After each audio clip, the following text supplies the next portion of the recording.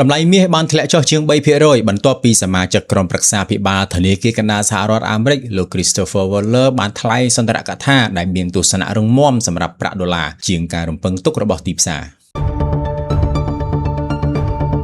លោក Waller បានបញ្ជាក់ពីលទ្ធភាពដែលធនាគារកណ្ដាលសហរដ្ឋអាមេរិកអាចដំឡើងអត្រាការប្រាក់គឺស្មើនឹងលទ្ធភាពបន្តបន្ថយអត្រាការប្រាក់ដែលបានផ្លាស់ប្ដូរទស្សនៈរបស់ទីផ្សារទាំងស្រុងបើប្រៀបធៀបទៅនឹងប្រមាណសប្តាហ៍កន្លងមកចំណុចសំខាន់គឺប្រសិនបើទិន្នន័យ Core CPI ដែលនឹងចេញផ្សាយនៅសប្តាហ៍នេះបង្ហាញថាអតិផរណានៅតែក្តៅនោះធនាគារកណ្ដាលសហរដ្ឋអាមេរិកអាចនឹងត្រូវដំឡើងអត្រាការប្រាក់ទីផ្សារបានឆ្លើយតបភ្លាមៗក្រោយការថ្លែងរបស់លោក Waller ជាមួយនឹងការកែប្រែការរំពឹងទុកយ៉ាងឆាប់រហ័សលទ្ធភាពដែលធនាគារកណ្ដាលសហរដ្ឋអាមេរិកនឹងដំឡើងអត្រាការប្រាក់នៅខែកក្កដាបានកើនពី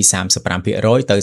45% ខណៈពេលនេះអ្នកវិនិយោគកំពុងវិលតម្លៃថាមានប្រហែល 50% នៃលទ្ធភាពដែលធនាគារកណ្ដាលសហរដ្ឋអាមេរិកនឹងដំឡើងអត្រាការប្រាក់ក្នុងខែនេះនេះជាការផ្លាស់ប្ដូរយ៉ាងខ្លាំងពីព្រោះការពីប្រមាណថ្ងៃមុនទីផ្សារនៅតែរំពឹងថា Federal Reserve នឹងបន្ថយអត្រាការប្រាក់នេះបើយោងតាមប្រភពពី CME Fed Watch Tool ហើយអ្វីបានជាធនាគារកណ្ដាលសហរដ្ឋអាមេរិកបារម្ភពីអតិផរណាលោក Waller បានអះអាងដូចនេះថាទីផ្សារការងារអាមេរិកនៅតែមានស្ថិរភាពនិងស្ថិតនៅជិតគោលដៅការងារពេញលេញផ្ទុយទៅវិញលោកបានចង្អុលបង្ហាញថាអតិផរណាកំពុងត្រូវបានជំរុញដោយកត្តាសំខាន់ៗ3រួមមានទី1គឺពន្ធគយដែលបង្កើនថ្លៃទំនិញទី2តម្លៃថាមពលដែលកើនឡើងដោយសារភាពតានតឹងនៅមជ្ឈមបូព៌ានិងទី3គឺការចំណាយរបស់អ្នកប្រើប្រាស់នៅតែរឹងមាំដែលត្រូវបានគាំទ្រដោយការវិនិយោគលើបច្ចេកវិទ្យា AI បច្ចុប្បន្នតម្លៃមាសកំពុងជួញដូរនៅជុំវិញតំបន់គាំទ្រសំខាន់ $4,000 ក្នុងមួយអោនឬ